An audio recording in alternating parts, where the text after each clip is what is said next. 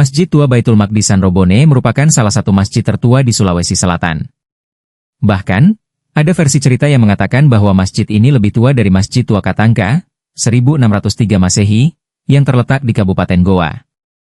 Masjid Tua Baitul Maqdis Sanrobone terletak di Dusun Sanrobone, Desa Sanrobone, Kecamatan Sanrobone, Kabupaten Takalar, sekitar 45 km dari kota Makassar.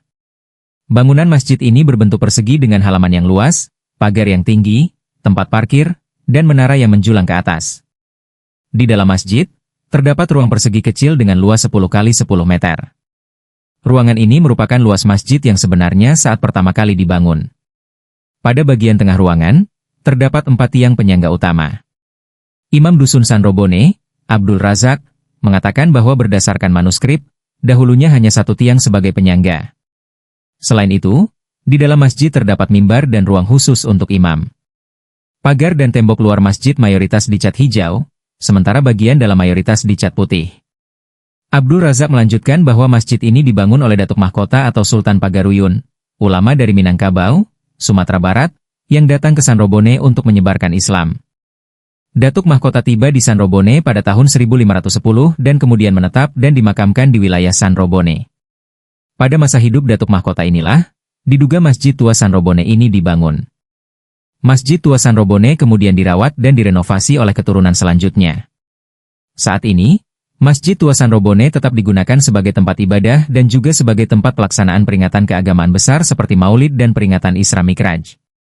Salah satu bagian tertua dari masjid ini yang masih bertahan adalah sumur yang terletak di depan tembok depan bagian kiri. Abdul Razak mengatakan bahwa sumur ini berfungsi sebagai tempat mengambil air wudhu.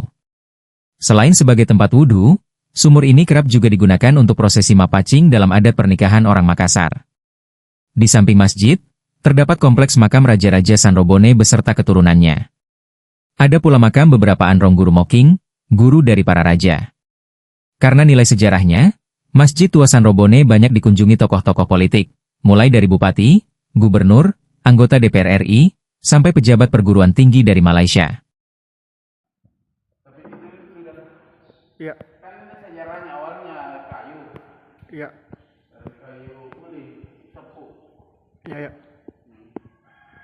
Kemudian ini dibangun 1012 Hijriah.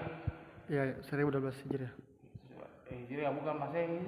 Iya, iya. Data kita cari mana di Google. Iya, iya. Kalau 1012 Hijriah dan dia luasnya itu dia berbicara rapah. Itu sekitar berapa? Kalau rapa berapa? Rapah.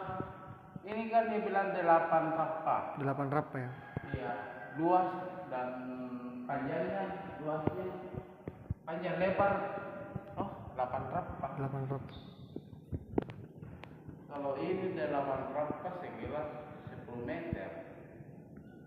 10 meter.